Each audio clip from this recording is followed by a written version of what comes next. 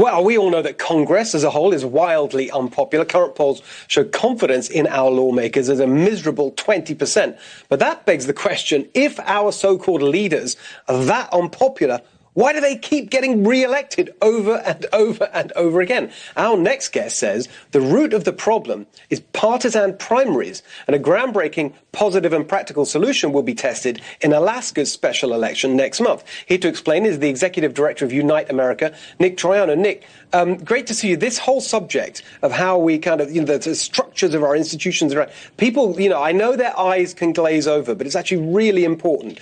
Tell us what's happening in Alaska and why it matters. Well, why it matters is what you led off with. Congress has become an almost unaccountable institution, right? Despite 20% approval ratings, 90% get reelected. And it's because the only way to hold our leaders accountable is through meaningful choice and competition in our elections. And there isn't any today. Mm-hmm. There's only an illusion of it. And after this latest round of congressional redistricting and gerrymandering, we're about to have the least competitive elections in our lifetimes. And what I mean by that is over 90% of our districts are so overwhelmingly Democratic or Republican that the general election is over before it even begins. The only elections that truly matter is in the primary.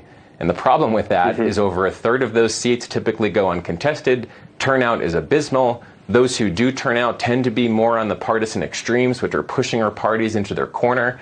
So this is what we call the primary problem in our politics today, and why we think it's so necessary to solve it if we want a government that truly represents the people.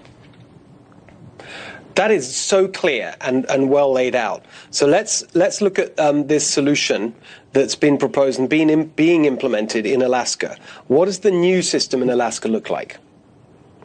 Well, something extraordinary happened in 2020, which is a group of Democrats, Republicans, and independents called Alaskans for Better Elections led a ballot initiative that was passed by a majority of Alaskan voters to replace both parties' primaries in Alaska with a single nonpartisan top four primary.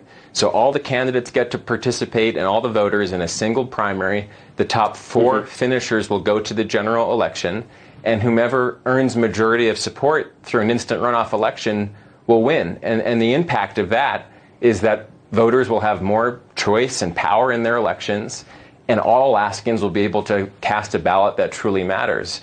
And in so far as doing that, the candidates will be forced to have to campaign and win support from the entire electorate, not just pander to the base of their party.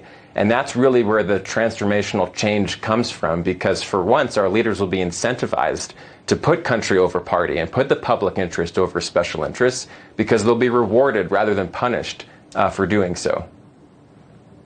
So just one last quick question. So when you get the final four for the general election, is it whoever gets the most votes will win? Or I thought there was going to be some system of a transferable vote, so you get that sense of a majority behind the winning candidate.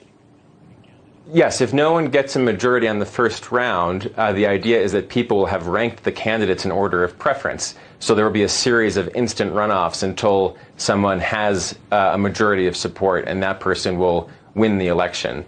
And that's important because we want someone to represent us who represents the broadest possible part of the electorate, not just the largest faction within it, which is what's fueling so much of the polarization that we see today in our politics.